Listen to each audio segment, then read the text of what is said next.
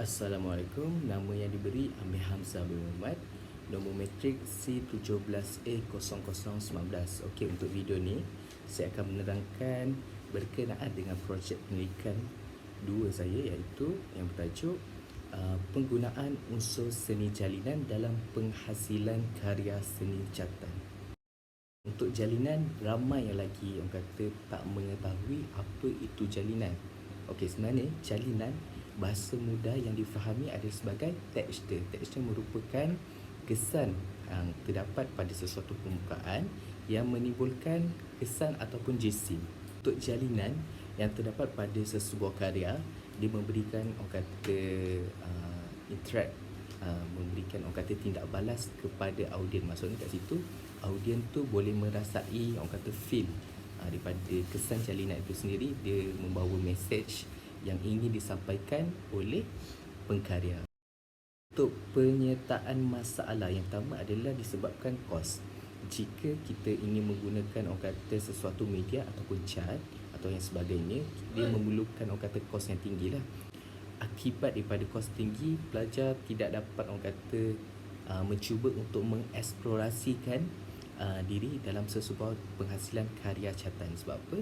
Sebab disebabkan kos yang tinggi, pelajar hanya menggunakan cara yang lama, cara konvensional.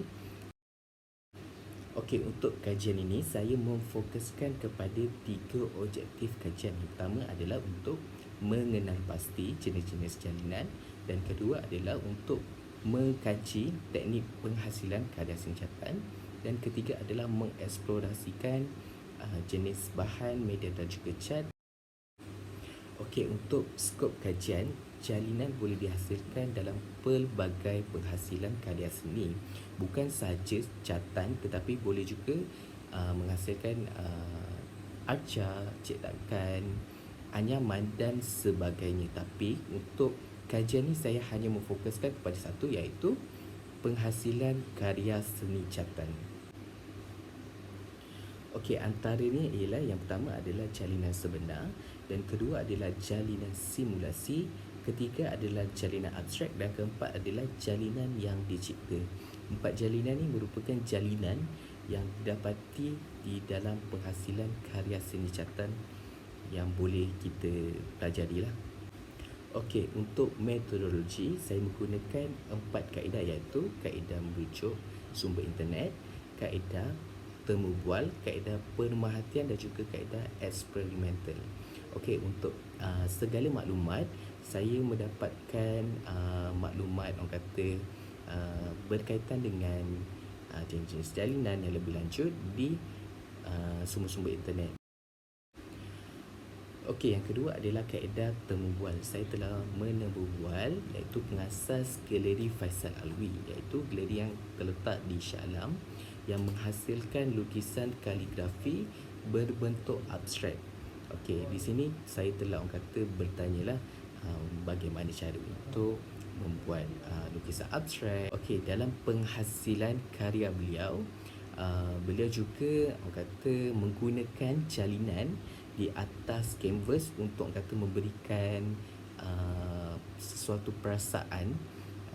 Apabila audien tu tengok, dia merasai jalinan yang terdapat di atas kanvas, orang kata dapat memberikan kelainan dan keunikan dan mempunyai nilai estetika yang tersendiri. Kaedah pemerhatian, saya telah menjalankan latihan industri di Galeri Faisal Alwi dalam pada yang sama. Orang kata memberi peluang lah membuat pemerhatian sepanjang proses untuk menghasilkan lukisan kaligrafi berbentuk abstrak yang dihasilkan oleh Encik Faisal sendiri. Di situ saya dapat belajar bagaimana cara untuk menghasilkan lukisan abstrak dan juga menggunakan jalinan-jalinan yang tersendiri. Kaedah eksperimental merupakan kaedah yang pentinglah dalam kajian ini. Untuk apa? Untuk kita mengkaji untuk mencapai objektif kajian, iaitu mengkaji teknik-teknik dan juga mengeksperimenkan pelbagai jenis bahan dan media. Dekat eksperimen ni, pelbagai orang kata media yang telah digunakan.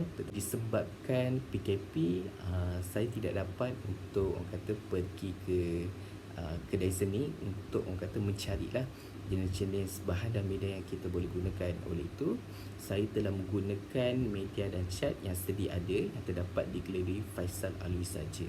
Antaranya seperti menggunakan Supermatex, menggunakan satin glow, menggunakan kertas, menggunakan tisu, menggunakan batu. Okey, dalam kaedah eksperimental ni saya telah mengkaji antara beberapa bahan sepertinya Supermatex. Di sini saya dapat mengenal pasti apabila ingin menggunakan teknik pouring ataupun fluid art, Supermatex tidak sesuai untuk digunakan. Sebab apa? Apabila hasil yang diterima adalah memuaskan dan menyebabkan tekstur ataupun jalinan yang terdapat pada atas kanvas tu retak. Untuk karya akhir, saya telah menghasilkan dua karya, iaitu dua saiz yang sama dan dua jenis design yang sama. Yang dapat membezakannya adalah dari segi jalinan yang terdapat pada atas kanvas. Okey, yang pertama saya telah menggunakan jalinan iaitu menggunakan media kertas dan mencampurkan dengan Supermatex di atas kanvas. Dan kedua, hanya menggunakan Supermatex saja di atas kanvas. Okey, di sini saya dapat lihat walaupun tidak dapat menggunakan orang kata media atau bahan yang perlu dikaji, tetapi barang yang sedia ada seperti orang kata kertas yang tak selalu orang guna di atas kanvas juga dapat memberikan kesan jalinan yang sangat menarik dan unik.